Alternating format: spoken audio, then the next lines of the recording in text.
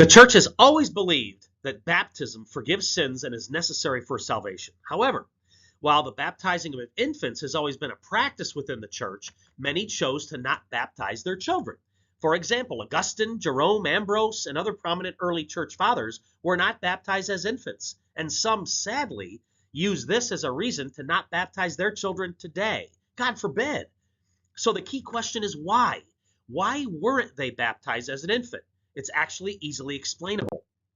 To understand why, we're going to need to talk about how baptism and the sacrament of reconciliation was practiced in the early church. Early in the history of the church, private confession to a priest was not the norm, and confession was more public in nature as a group for grave sins like adultery, heresy, or murder.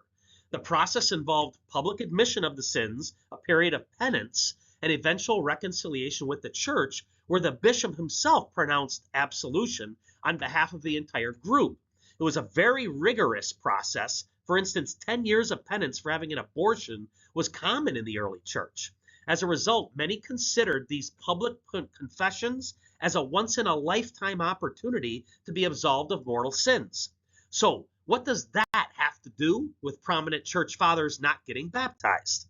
Well, since baptism was always believed to forgive all sins, the thought was to wait until adulthood to get baptized so that all of a person's sins, original and mortal, would be forgiven. Further, if a person was at the point of death, the thought was that person could be baptized then as well. To baptize as an infant was to risk committing a mortal sin and having to go through this once-in-a-lifetime rigorous process to have those sins absolved. It was a risk that a person could die before getting baptized, but it was a risk many were willing to take at that time. Now, what's interesting is that many of these prominent early church fathers, like Augustine, Jerome, Ambrose, Basil the Great, John Chrysostom, and others who were all not baptized as an infant, all later supported infant baptism.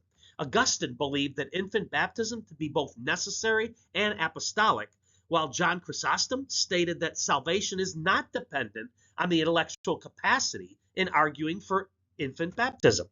As in many cases, those who oppose Catholic teaching do so without being truly open to the truth.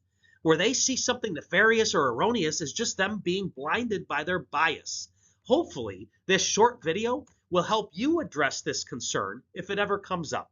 May God bless you on your Catholic faith journey.